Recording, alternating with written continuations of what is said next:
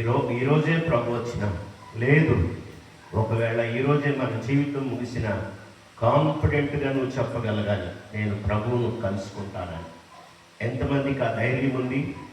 ఇప్పుడే ప్రభు వచ్చినా నేను ఆయన్ని కలుసుకుంటాను, లేదు ఎప్పుడు ఆయన వచ్చినా నేను ఆయన్ని ఎదుర్కొంటాను. ఈ రెండు విషయాల మీద నీకు ఒక నిశ్చయత రావాలి. అలా వచ్చునుగాక.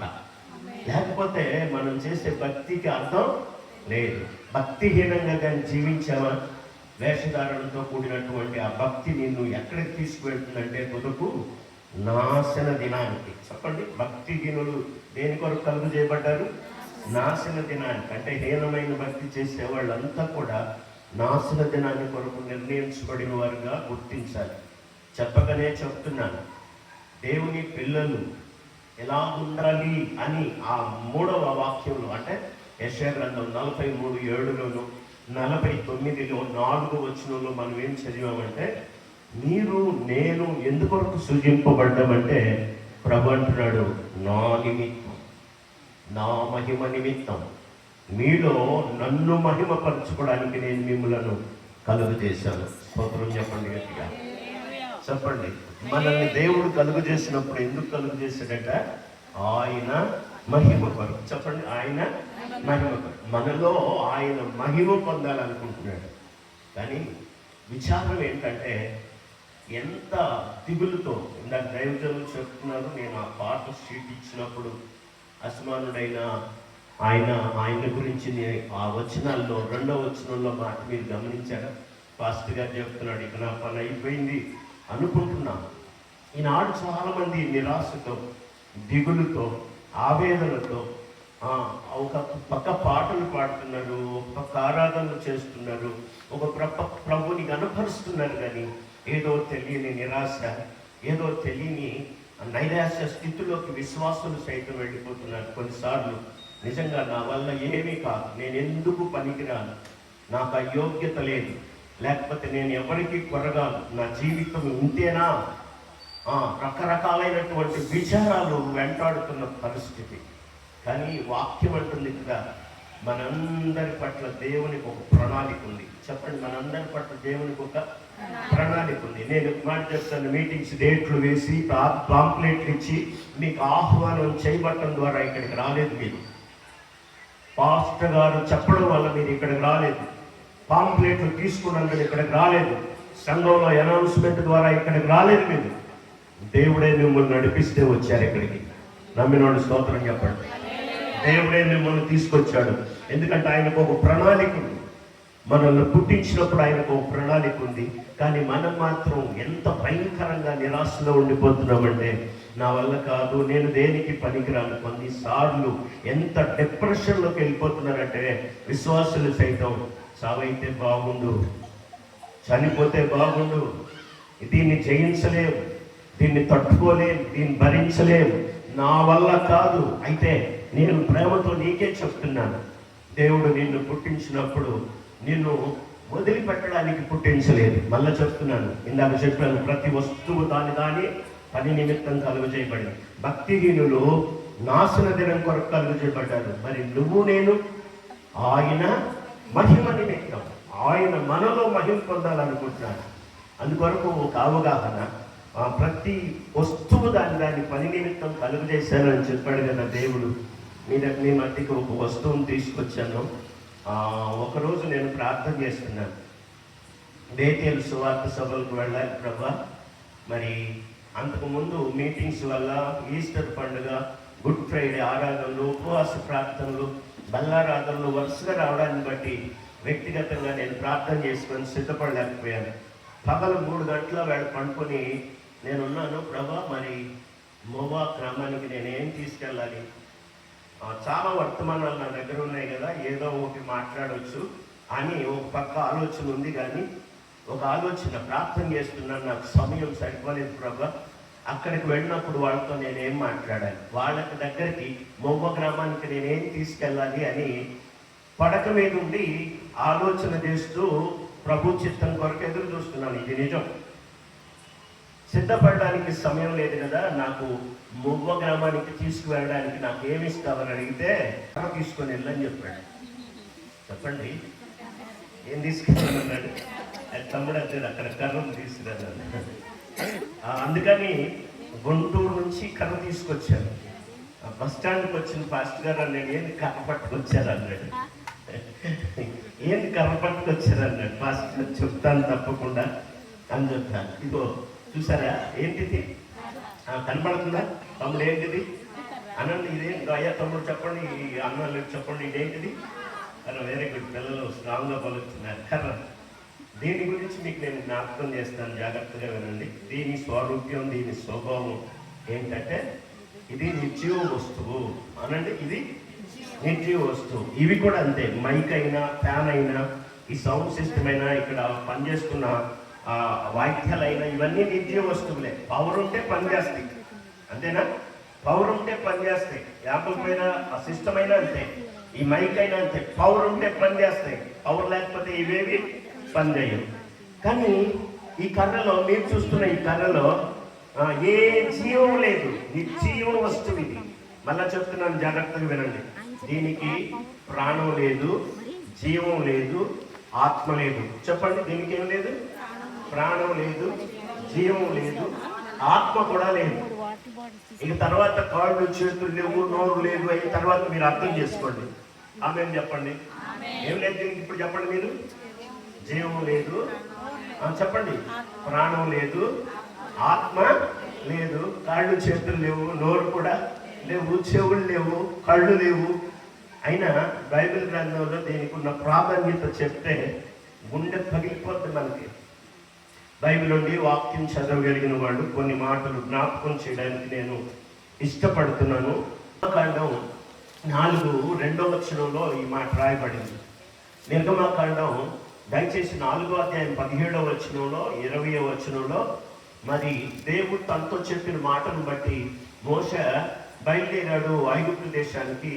ఐగుప్తు దేశంలో వారు పడుతున్న బానిసత్వంలో నుంచి విడిపించి వారిని పాలు తేనెలు ప్రవహించి దేశానికి తీసుకువెళ్ళడానికి మోషే బయలుదేరినప్పుడు తనతో తీసుకుపోమని చెప్పినటువంటి ఆ కర్రను తీసుకొని మోషే తన భార్యను తన పిల్లలను తీసుకొని ఐగుప్తు దేశానికి వెళ్ళాడు. జాగ్రత్తగా వినండి. నాతో ప్రభు ఈ కర్రని ఈ మోవబ్ గ్రామానికి తీసుకువెళ్ళమన్నప్పుడు దేవుని ఉద్దేశం ఏంటని నేను ఆలోచించాను. సంఖ్యాకాండం అందరూ చూడండి. సంఖ్యాకాండం 20వ అధ్యాయం 8వ వచనం 9వ వచనం జాగ్రత్తగా ఎవరైనా చదవండి పెద్దగా. సంఖ్యాకాండం 20వ అధ్యాయంలో ఈ బండను కొట్టగానే 11వ వచనంలో ఆ బండలో నుంచి నీళ్లు వచ్చాయి. చెప్పండి, ఆ బండలో నుంచి నీళ్లు నదులంత విస్తారంగా వచ్చాయి. ప్రజల దాహార్తి తీరింది. సంఖ్యాకాండం 17వ అధ్యాయం ఈ మాట అందరూ చూడండి. సంఖ్యాకాండం 17, 7, 8 వచనాల్లో రాయబడిన మాట. ఈ కర్రను తీసుకెళ్ళి, ఈ కర్రే కాకుండా ఇశ్రాయేలు 12 గోత్రకర్తల కర్రలను తీసుకెళ్ళి మరి అక్కడ వచ్చినటువంటి సనుగులను బట్టి, అక్కడ వచ్చినటువంటి వివాదాన్ని బట్టి, ఇదిగో దేవుని సన్నిధిలో నిలిచినటువంటి ఇశ్రాయేలీల 12 మంది గోత్రకర్తల కర్రలను, వారితో పాటు ఆ లేవి కర్రను, అహరోను కర్రను కూడా తీసుకెళ్ళి దేవుని మందసం దగ్గర దేవుని ప్రత్యక్ష గుడారంలో పెట్టారు. ఏం జరిగిందో తెలుసా? ఆ రాత్రి అంతా ఉంచగా తెల్లవారేసరికి మరి అహరోను పంపించి ఆ మోషే కర్రను తెప్పించి చూస్తే లోపల కట్ట మధ్యలో 12 కర్రల మధ్య పెట్టబడినటువంటి అహరోను కర్ర ఏమైందంటే చిగురి చూసి బాదము పండ్లు గలదాయను. 2 చేతులు ఎత్తి స్తోత్రం చెప్పండి. మళ్ళా చెప్తున్నాను, ఎండిపోయిన ఈ కర్రకి ఏమొచ్చింది? చిగురు. చెప్పండి నాన్న, చెప్పండి ఏమొచ్చింది? చిగురు వచ్చింది. తర్వాత పువ్వులు పూసినాయి. తర్వాత పండ్లు, కాయలు కాదు, కాయలు అనొద్దు. కాయలు వేరు, పండ్లు వేరు. కాయలు అంటే పచ్చివి, మరి పండ్లు అంటే ఇక అప్పటికి సిద్ధమై ఉన్నాయని అర్థం. ప్రియులారా, జాగ్రత్తగా మీరు వినాలి.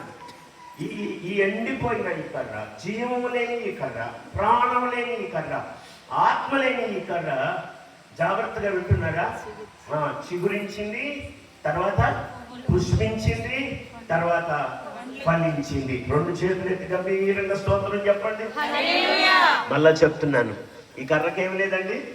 జీవం లేదు, జీవం లేదు, ప్రాణం లేదు, ఆత్మ లేదు, కాళ్ళు లేవు, చేతులు లేవు, ముక్కు లేదు, కళ్ళు లేదు. ఇప్పుడు పక్కన వాళ్ళకి చెప్పండి, నీకు అన్ని ఉన్నాయిగా ఎందుకు ఏడుస్తున్నావు అని చెప్పండి. అదే నా ప్రశ్న యొక్క ఉద్దేశం. ఎందుకు ఏడుస్తున్నారు అని ఆయన అడగండి. ఎందుకు ఏడుస్తున్నారు? ఎందుకు దిగులు పడుతున్నారు? ఎందుకు విచారపడుతున్నారు? ఎందుకు కుంగిపోతున్నారు? ఎందుకంటే నీ కాళ్ళు ఉన్నాయి, ప్రాణం ఉంది, జీవం ఉంది, ఆత్మ కూడా ఉంది. చెప్పండి కూడా అందరూ స్తోత్రం చెప్పండి గట్టిగా. ప్రాణం లేదా నీలో? జీవం లేదా? ఆత్మ లేదా? ఎందుకు నువ్వు విచారపడుతున్నావు? ఎందుకు నువ్వు దిగులు పడుతున్నావు? ఎందుకు నువ్వు కృంగిపోతున్నావు? ఎందుకు నా వల్ల కాదు అనుకుంటున్నావు? నేనేం చేయలేనని ఎందుకు అనుకుంటున్నావు? నిన్ను పుట్టించినప్పుడు దేవుడు ఊరకనే పుట్టించలేదు. నువ్వు ఆయన ప్రణాళికలో ఉన్నావు, అనాది ప్రణాళికలో ఉన్నావు అని చెప్పడానికి నేనేమాత్రం వెనకాడు. మనందరినీ పుట్టించినప్పుడు ఎందుకు పుట్టించడంటే ఆయన మహిమ కొరకు. స్తోత్రం చెప్పండి. ఎందుకొరకు? ఆయన మహిమ కొరకు. మనలో ఆయన మహిమ పొందాలని, మన ద్వారా ఆయన మహిమ తెచ్చుకోవాలని సృష్టిస్తే మనమేమో నా వల్ల కాదు, నేనేమి చేయలేను, నేను ఎందుకు పనికిరాను. కొంతమంది అయితే నేను సస్తే బాగుండు అనుకుంటున్నాను. ఎంత సత్య విదూరం ఇది! దేవుడు నిన్ను కలుగు చేసినప్పుడు అందుక పుట్టించాడు. నా వల్ల కాదని నిరాశలోకి వెళ్ళడానిక, డిప్రెషన్లోకి వెళ్ళడానిక? మన దేవుడు ఎలాంటి దేవుడో తెలుసా? ఎండిన కర్రను చిగురించడం కాదు, ఎండిపోయిన ఎముకలను సైతం తిరిగి జీవింపజేసిన దేవుడు. స్తోత్రం చెప్పండి. ఏదైనా చేయగలవు, నీ నామముకే మహిమంతా తెచ్చుకొందు. ఏదైనా చేయగలవు, పదమంతం మార్చగలవు, నీ నామముకే మహిమంతా తెచ్చుకొందు. యేసయ్యా యేసయ్యా, నీకే సాధ్యము. యేసయ్యా యేసయ్యా, నీకే సాధ్యము. అందరూ గంభీరంగా స్తోత్రం చెప్పండి. ఎండిన ఎముకలను జీవింపజేసిన దేవుడు. ఎండిపోయిన కర్రకి చిగురు వచ్చింది, పుష్పాలు వచ్చినాయి, ఫలాలు కూడా వచ్చినాయి. కానీ విశ్వాసులైన వాళ్ళ జీవితాలను గమనిస్తే ప్రభుని నమ్ముకున్నారు, పాటలు పాడతారు, ఆరాధన చేస్తారు, బలారాధన చేస్తారు. చిన్న చిన్న సమస్యలు వచ్చినప్పుడు, చిన్న చిన్న బాధలు వచ్చినప్పుడు, ఇరుకులు వచ్చినప్పుడు, ఇబ్బందులు వచ్చినప్పుడు, ఇక నా వల్ల ఏమీ కాదు, నేను చెయ్యలేను, నేను భరించలేను, ఇలాంటి నిరాశలోకి వెళ్ళిపోతున్నారు. మన ప్రాంతంలో, మోవ ప్రాంతంలో అలాంటి వాళ్ళు లేనందుకు స్తోత్రం చెప్పండి. అంటే అందరూ అలాగే ఉన్నారా? లేకపోతేనే కదా చెప్పమన్నాను నేను. నిజంగా అలాగే ఉన్నారా? ఎందుకు అలాగా? మనం దేవుని పిల్లలం అనే స్పృహలో మనం లేమా? దేవుడు మనల్ని పుట్టించినప్పుడు ఎందుకు పుట్టించాడో మనకు అసలుకి నిశ్చయత లేదా? ఈ మాటలు మీరు జాగ్రత్తగా గమనించాలి. కర్రలు 4 రకాలు ఉంటాయి. ప్రపంచానికి దిక్కులు 4. చెప్పండి. ప్రపంచానికి దిక్కులు 4. ఇక 4 దిక్కుల గురించి చెప్పడానికి కాదు, నాకు సమయం లేదనుకొని త్వరగా చెప్తున్నాను. బైబిల్లో ఈ కర్రలను గురించి 4 రకాల కర్రల గురించి చెప్తాను.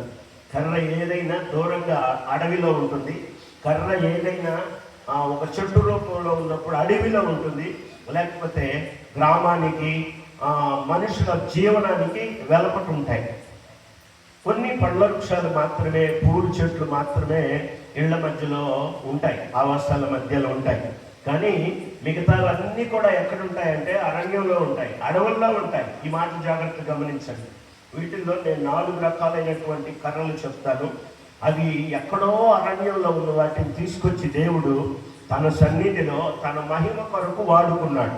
నేను జ్ఞాపకం చేస్తాను, జాగ్రత్తగా వాక్య భాగాన్ని చూడండి. చర్చలోను 23వ వచనంలో గమనిస్తే తుమ్మకర్రను దేవుడు కోరుకున్నాడు. చెప్పండి అనండి. తుమ్మకర్ర అనండి.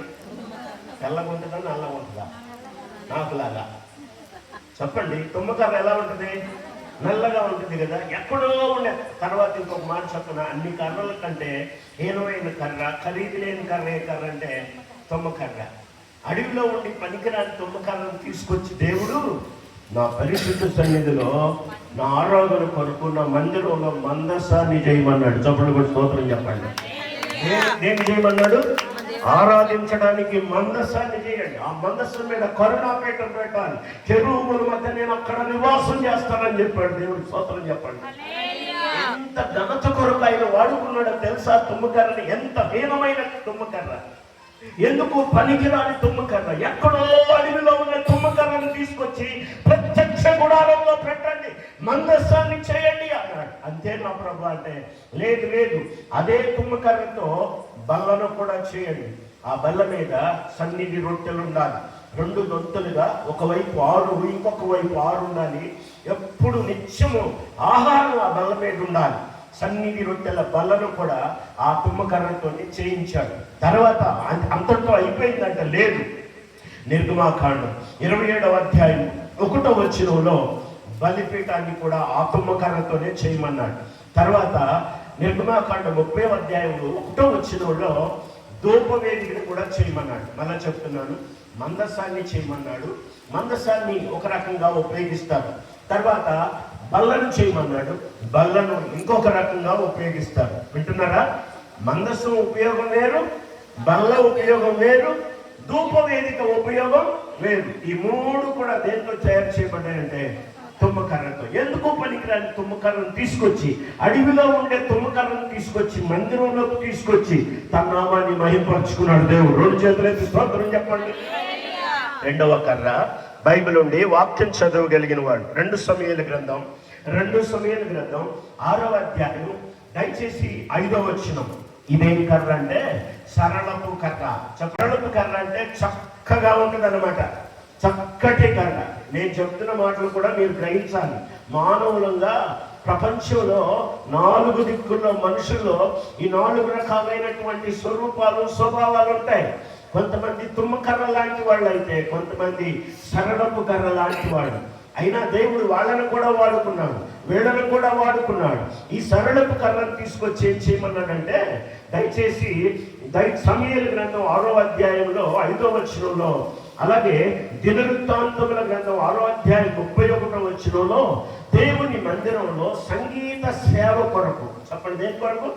సంగీత సేవ కొరకు సితారాలు, స్వరమండలాలు, తంబురాలు, మృదంగాలు, పెద్ద తాళాలు చేయించి నా మందిరంలో ఆరాధన కొరకు వాడండి అని చెప్పాడు ఆయన. చెప్పండి స్తోత్రం చెప్పండి గట్టిగా. అయ్యా, ఈ వాయిద్యాలు ఏమి లేనప్పుడు ఆ రోజుల్లో ఏమేమి ఉన్నాయంటే సితారాలు ఉన్నాయి, స్వరమండలాలు ఉన్నాయి, తంబురాలు ఉన్నాయి, అలాగే మృదంగాలు ఉన్నాయి, పెద్ద తాళాలు, చేయి తాళాలు ఉన్నాయి. అవన్నీ కూడా దేంతో తయారు చేయబడ్డాయంటే సరళపు కర్ర. అయ్యా చెప్పండి, ఏ కర్ర? సరళపు కర్రతో ఈ వాయిద్యాలు ఎందుకు ఉపయోగపడతాయి? మనం ఇంతమంది ఇన్ని పాడతామా? ఈ వాయిద్యాలు లేకపోతే ఎలా ఉంటుంది? అయ్యో, ఇక ఇంట్రెస్ట్ రాదు పాడేవాళ్ళకి, సింగర్స్కి అసలు పాడలేదు. ఎవరైనా నాలాంటి వాళ్ళు, పాస్టర్ గారు లాంటి వాళ్ళు పాడినా సింగర్స్కి అయితే అసలు మైక్ కూడా కొట్టుకోరు. వాయిద్యాలు అంటే అసలు నేను పాడిన అంటారు. మన సంఘంలో అలాంటి వాళ్ళు నేను స్తోత్రం చెప్పండి. వాయిద్యాలు పాట వచ్చింది, కొంతమందికి రాదు. అలాంటి పరిస్థితులు ఇప్పుడు. కానీ ఆ రోజుల్లో ఈ సరళపు కర్రతో ఈ మృదంగాలు, స్వరమండలాలు, తంబురలు, మృదంగాలు, పెద్ద తాళాలు అన్నీ చేయించి మందిరంలో ఆయన నామాన్ని మహిమపరచడానికి దేవుడు వాడుకున్నాడు ఆ కర్రని.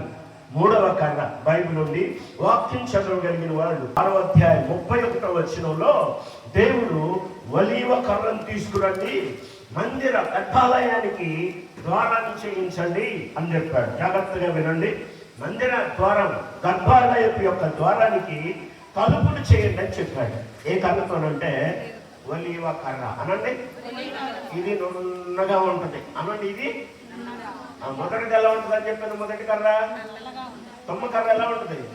నల్లగా ఉంటుంది. 2వ కర్ర సరళపు కర్ర ఎలా ఉంటుంది? చక్కగా చెప్పండి అమ్మా. ఇప్పుడే కదా చెప్పింది, 1 సంవత్సరం అవ్వలేదు, 10 సంవత్సరాలైనా మీరు మర్చిపోకూడదు అనమాట. మర్చిపోకూడదు అంతే. జాగ్రత్తగా వినండి. 2వ కర్ర సరళపు కర్ర, అది చక్కగా ఉంటుంది. చెప్పండి ఎలా ఉంటుంది? ఒలివ కర్ర లేకుండా చక్కగా ఉంటుంది అనమాట. తర్వాత 3వ కర్ర ఒలీవ కర్ర అనండి. ఒలీవ కర్ర ఇది ఎలా ఉంటుందంటే నున్నగా ఉంటుంది అనండి. కొంతమంది నల్లగా ఉంటారు, కొంతమంది ఏమో చక్కగా ఉంటారు, కొంతమంది ఏమో నున్నగా ఉంటారు. అర్థమవుతున్న వాడు స్తోత్రం చెప్పండి. నువ్వు ఎలా ఉన్న దేవుడికి నువ్వు కావాలి. పక్కన వాళ్ళకి చెప్పండి అన్నమాట, నువ్వు ఎలా ఉన్న దేవుడికి నువ్వు కావాలి. చెప్పండి, నువ్వు ఎలా ఉన్న దేవుడికి నువ్వు కావాలి. దేవుడు నిన్ను వాడుకుంటాడని చెప్పండి గట్టిగా. పిల్లరా, 4వ కర్ర 1 రాజుల గ్రంథం 6వ అధ్యాయం 34వ వచనంలో దేవదారు కర్రతో మందిరానికి ఏం చేయమన్నాడంటే తలుపులు చేయమని చెప్పాడు. చెప్పండి, ఏ కర్ర? దేవదారు కర్ర చాలా ఎత్తుగా ఉంటుంది. కొంతమంది ఎత్తుగా ఉంటారు, వాళ్ళను కూడా దేవుడు వాడుకుంటాడు. అలాగని పొట్టిగా ఉన్న వాళ్ళని వాడుకోవడం అనుబాకండి, వాళ్ళని కూడా వాడుకుంటాడు. పక్కన చెప్పండి, దేవుడికి అందరూ కావాలని చెప్పండి. కానీ కొంచెం నున్నగా ఉంటే మనం మాటను, కొంతమంది చక్కగా ఉంటే మాటను, కొంతమంది ఎత్తుగా ఉంటే మాటను. అందుకే దేవుడు ఒక్కొక్కరిని ఒక్కొక్క రకంగా పెడతాడు. అర్థమైన వాళ్ళు ఆమె చెప్పండి. ఎవరిని ఎట్టాలో ఎలా ఉంచాలో దేవునికి బాగా తెలుసు. మనం హెచ్చిపోకుండా దేవుడు ఎక్కడ ఎలా ఉంచాలో అలా ఉంచుతాడు. ఈ కర్ర 4 దేవుని మందిరంలో తేబడి మందిరంలో ఆయన మహిమ కొరకు ఉపయోగపడ్డాయి. మళ్ళా చెప్తున్నాను, ఏ కర్ర ఇది? జీవం లేదు, జీవం లేదు, ప్రాణం లేదు, ఆత్మ లేదు, ముక్కు కళ్ళు కాళ్ళు చేతులు ఏమి లేవు. అయినా ఈ కర్రలో దేవుడు మహిమ పొందుతున్నాడు. ఈ కర్రతోటి మందిరంలోకి తీసుకొచ్చి మహిమ పొందుతున్నాడు. తలుపులు చేయించుకొని మహిమ పొందుతున్నాడు. వాయిద్యాలు చేయించుకొని మహిమ పొందుతున్నాడు. ఆయన మందసాన్ని చేయించాడు, బలిపీఠాన్ని చేయించాడు, ధూపపు వేదికను చేయించాడు. బలు అర్పించడానికి, ధూపం వేయడానికి, అక్కడ బలులు ఇంకా మందసం దగ్గర అర్పణలు అర్పించి ఆరాధన చేయడానికి దేవుడు ఈ కర్రను వాడుకున్నాడు. కానీ ఎందుకు నీకు నిరాశ? ఎందుకు నీకు దిగులు? ఎందుకు నీకు చింత? మనల్ని దేవుడు సృజించినప్పుడే, మనల్ని పుట్టించినప్పుడే దేవునికి ఒక ప్రణాళిక ఉంది. వాక్యాన్ని మీరు జాగ్రత్తగా వింటున్నారా? మనల్ని పుట్టించినప్పుడే మన నాసిక రంధ్రాల్లో ఏముంటాడు ఆయన? అందువల్ల నరుడు జీవాత్మ ఆయన. పక్కన వాళ్ళకి చెప్పండి, నీలో దేవుని ఆత్మ ఉందని చెప్పండి, దేవుని జీవం ఉందని చెప్పండి. ఎందుకు దిగులు పడుతున్నారు? ఎందుకు నిరాశ పడుతున్నారు? ఎందుకు కుంగిపోతున్నారు? ఎందుకు మరణ భయం? ఎందుకు ఆవేదన? ఎందుకు కుటుంబాన్ని గురించిన చింత?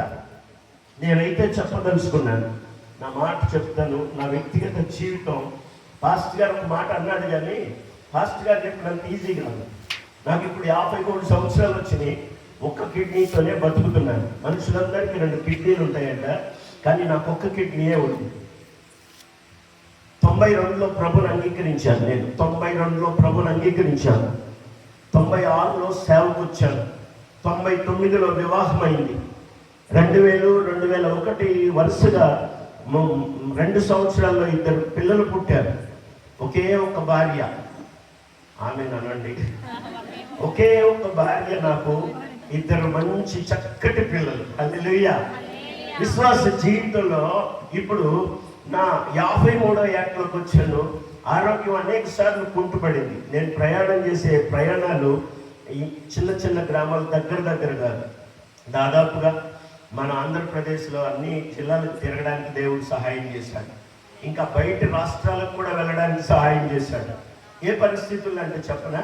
ఏ పరిస్థితులు అంటే కొన్నిసార్లు కొన్ని ట్రైబ్ ఏరియాల్లోకి వెళ్ళినప్పుడు అక్కడ దోమలు కుడితే ఇంటికి వచ్చిన తర్వాత మరి అదొక మలేరియా అంటారు దాన్ని. ఆ మలేరియా వస్తే హాస్పిటల్కి తీసుకెళ్లారు. 13 రోజులు వెంటిలేషన్ మీద ఉంచారు, నన్ను చనిపోతాడని చెప్పారు. 13 రోజులు వెంటిలేషన్ మీద ఉన్నాను. ఒక ఇడ్లీ ముక్క కూడా పట్టలేదు, అసలు పట్టలేదు శరీరానికి. డాక్టర్లు అన్నారు కదా, ఇతను చనిపోతాడు, పిల్లలు చిన్నవాళ్ళు, చూపించండి, 2-3 రోజుల కంటే బతుకుడాక. మీకు నేను చెప్తున్నాను, మన దేవుడు ఎలాంటి వాడంటే మన పట్ల ఆయనకున్న ప్రణాళిక నెరవేర్చడానికి ఆయన ఎప్పుడు విడిచిపెట్టాడు. మా మేనత్త గారి ద్వారా అందరూ ప్రభుని అంగీకరించారు. మా ఇద్దరాన్ని సేవకులు, వాళ్ళందరూ ప్రార్థనకి వెళ్తే నేను సినిమాకి వెళ్ళేవాడిని. వాళ్ళందరూ భక్తి మార్గంలో నడుచుకుంటే వాళ్ళని హేళన చేసేవాడిని. వాళ్ళని హేళన చేయడానికి నేను ఒక పాట కూడా నేర్చుకున్నాను. ఆ పాట మీరు పాడితే గుండె పైన చచ్చిపోతారనమాట. సేవకులను హేళన చేయడానికి. సమయం అయిపోతుంది, పాడితే ఇబ్బంది అవుతుంది అవునని భయం. అంటాను ఒక మాట, అయినా కూడా తప్పదు. ఎందుకంటే అలా అలా నా జీవితం ప్రారంభం పిల్లల నాకు ఉపదేశ తల్లికి ఒక రకంగా దేవుని పిల్లల మీద హేయమైన భావం పుట్టింది. వాళ్ళని హేళన చేయటం, నా ఇంట్లో అన్నదమ్ములని, అత్తమ్మని, మా అందరినీ కూడా నేను అవమానపరిచి సినిమాలకి పిల్లలతో ఆడుకోవడం, తిరగడం ఇలాంటివన్నీ చేశాను. ప్రభు దగ్గరికి వెళ్ళలేదు. అది 92 ముందు జరిగిన సంగతి. ఒక చిన్న పందెంలో యవనస్తుల మధ్య 7 ఎకరాల చెరువు, ఒక కరెంటు స్తంభం లోతున్న నీళ్ళలో ఆ దానికి ఎదటం, 10 రూపాయల పందెం. ఇస్తానని నేను. ఎంత చెరువు? 7 ఎకరాల చెరువు, కరెంటు స్తంభం లోతు నీళ్లు, నిండా పెట్టారు నీళ్లు. పొరపాటుగా ఎక్కడన్నా తేడా జరిగితే బయటకు వచ్చే అవకాశం ఉండదు. ఆ పోటీలో నేను ఇస్తానని అవతల వాడు ఏదలేడని ఇద్దరం కలిసి కొట్టుకున్నాం. ఇంటికి వచ్చిన పెద్దవాళ్ళకి తెలిసి మా అన్నయ్య కాళ్ళు చేతులు కట్టేసి ఇష్టం వచ్చినట్టు కొట్టుపడేశాడు. కొట్టుపడేసి, తప్పు పుట్టావురా మా ఇంట్లో, నువ్వు చెడబుట్టావు, నువ్వు. అంతకుముందు నేర్చుకున్నాను ఆ పాట. సేవకులని హేళన చేయడానికి. ఏం పాట తెలుసా? ఒకనొక ఊరిలో కొడతావా తమ్ముడు? కొట్టు. ఒకనొక నేర్చుకోబాకండి మీరు. ఒకనొక ఊరిలో ఒకనొక అయ్యగారు ఒక్క పని చేసినాడు పాదిరి, భలే చక్కగా నటించినాడు పాదిరి. పాడండి కానీ నేర్చుకోబాకండి. ఒకనొక ఊరిలో ఒకనొక అయ్యగారు ఒక్క పని చేసినాడు పాదిరి, భలే చక్కగా నటించినాడు పాదిరి. ఒక్క పని చేసినాడు పాదిరి, చక్కగా నటించినాడు పాదిరి. ఆదివారం పొద్దున్నే అటు ఇటు చూసినాడు, తెల్లగాను పట్టినాడు కోడిని. ఆదివారం పొద్దున్నే అటు ఇటు చూసినాడు, తెల్లగాను పట్టినాడు కోడిని. పట్టి గంప కింద వేసినాడు దానిని. చకాబిక బయలుదేరి అడావుడే కంటగొట్టి, చకాబిక బయలుదేరి అడావుడే కంటగొట్టి, చప్ప మొదలు పెట్టిన ప్రసంగము, అట్టి చౌడు విప్పి విందులో సంగము. చప్ప మొదలు పెట్టిన ప్రసంగము, అట్టి చౌడు విప్పి విందులో సంగము. దొంగతనము ప్రసంగం. దొంగతనము చేయరాదు దొంగ సత్తు కూడరా, దొంగలకు దొరకదు పరలోకము, అట్టి దొంగలకు దొరకదు పరలోకము. అయ్యగారి బోధ వెనుక అమ్మగారు ఇంటికొచ్చి, అయ్యగారి బోధ వెనుక అమ్మగారు ఇంటికొచ్చి, తెల్లగాను వదిలినాది కోడిని, దాన్ని బదులు చేసే చింతపండు చారుని. తెల్లగాను వదిలినాది కోడిని, దాన్ని బదులు చేసి చింతపండు చారుని. చకాబిక బయలుదేరి అడావుడి ఇంటికొచ్చి, చకాబిక బయలుదేరి అడావుడి ఇంటికొచ్చి, ఒక్కలేయమన్నాడు పాదిరి, కోడి ఒక్కలేయమన్నాడు పాదిరి. అమ్మగారు చెబుతుంది, అయ్య నీదు బోధయనగ హృదయమంత కరిగిపోయే, అయ్య నీదు బోధయనగ హృదయమంత కరిగిపోయి, తెల్లగాను వదిలినాను దానిని, దాన్ని బదులు చేసి చింతపండు చారుని. తెల్లగాను వదిలినాను కోడిని, దాన్ని బదులు చేసి చింతపండు చారుని. సంఘానికి చెప్పేగాని నీకు నేను చెప్పిన, సంఘానికి చెప్పేగాని నీకు నేను చెప్పిన, చెప్పినాని జ్ఞానకించబెట్టినా, చెప్పినాని అని పాస్టర్ గారు హేళన చేస్తూ ఉండేవాడిని. ఈ గొడవ అయిన తర్వాత మా అన్నయ్య చెత్తగా కొట్టి ఇంట్లో పడేశాడు. అది శనివారం. మీకు తెలుసు లేదో, అలికిన ఇళ్ళు ఎంతమందికి తెలుసు? మట్టి పేడ కలిగి అలికిన ఇళ్ళు.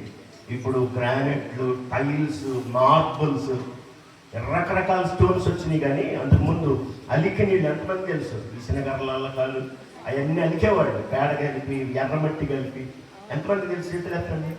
అలాంటి అలికిన నేల, కరెంటు కూడా లేదు, చిన్న చిరుదీపం. అలా అందరూ కూడా తగ్గించి వెళ్ళిపోయారు. అందరు చచ్చి వాళ్ళందరూ ప్రార్థనకి వెళ్ళారు. ఏడ్చి ఏడ్చి ఏడ్చి ఎప్పుడు నిద్ర పట్టింది నాకు తెలియదు. ఒళ్ళంతా చెమట పట్టింది, చీకటి ఉంది. కళ్ళు తెరిచి చూస్తే భయం వేసింది నాకు. ఎవ్వరు లేదు. ఎంత నిరాశపడ్డానంటే, నా వైపు చూడండి, అదే నాకు టర్నింగ్.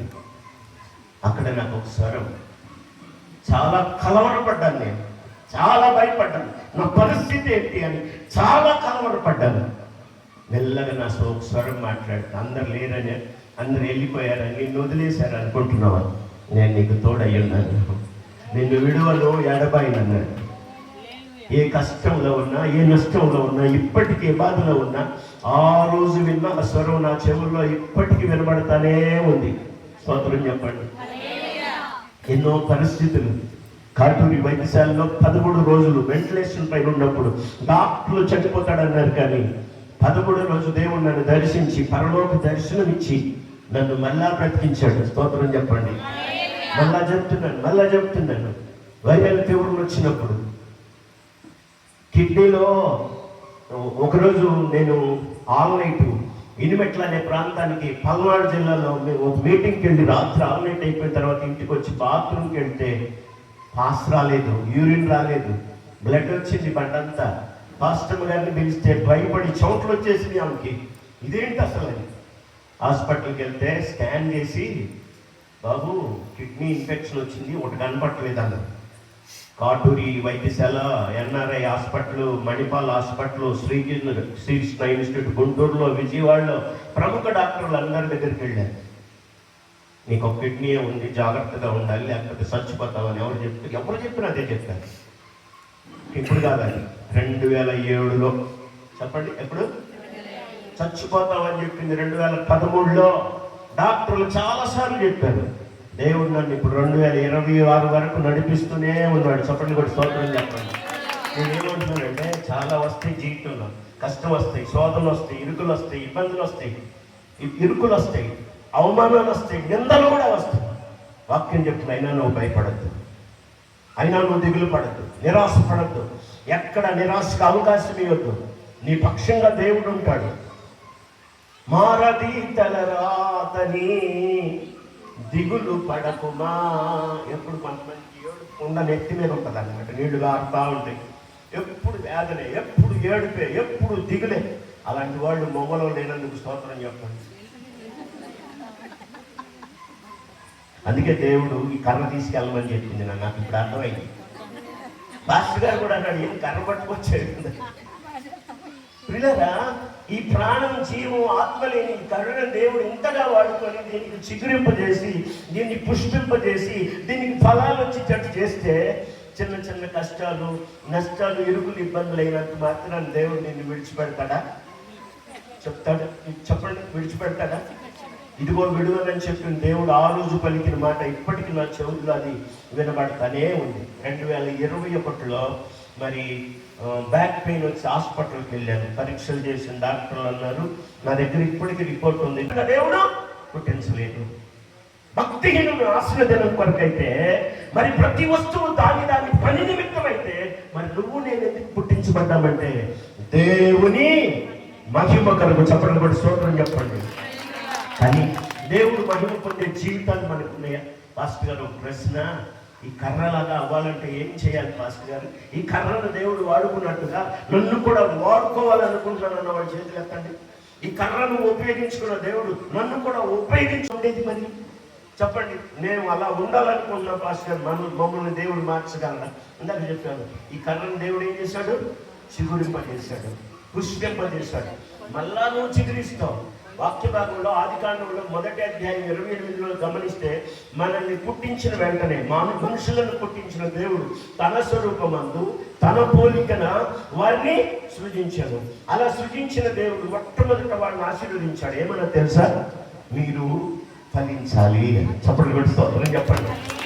కానీ మన జీవితంలో ఫలాలు లేవు, ఆశీర్వాదం లేదు, దీవెన లేదు, సమాధానం లేదు, సంతోషం లేదు. ఇవన్నీ ఫలాలు. చెప్పండి, ఇవన్నీ నీతి ఫలం, ఆత్మ ఫలం, సమాధాన ఫలం, వెలుగు ఫలం, ఇవన్నీ ఏంటి? ఫలాలు. మీరేమో మామిడికాయ ఫలాలు, చేత ఫలాలు, సపోటా ఫలాలు చూస్తున్నారు. కాదు, నేను చెప్తుంది ఆత్మ ఫలాలు. స్తోత్రం చెప్పండి.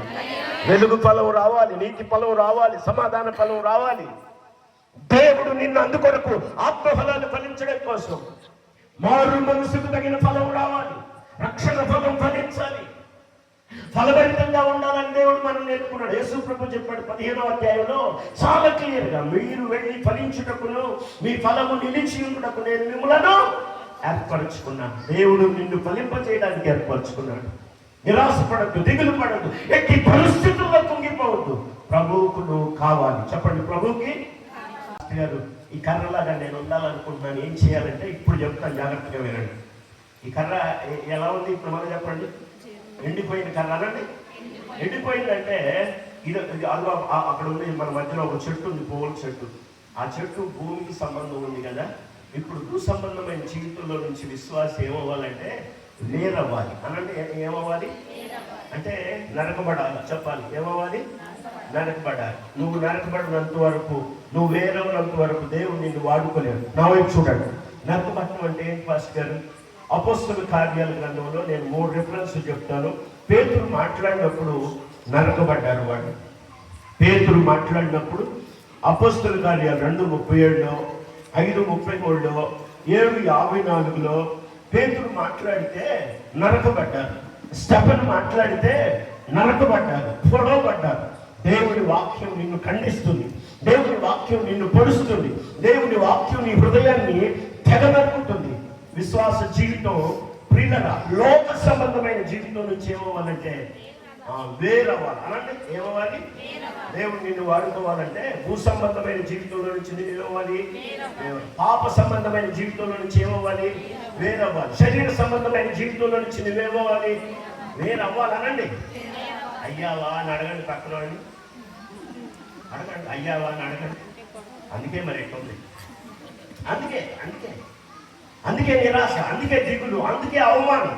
దావీదు పాపం చేసినప్పుడు దేవుడు అన్నాడు, సదాకాలం నీ ఇంట్లో యుద్ధాలు జరుగుతాయి అన్నాడు.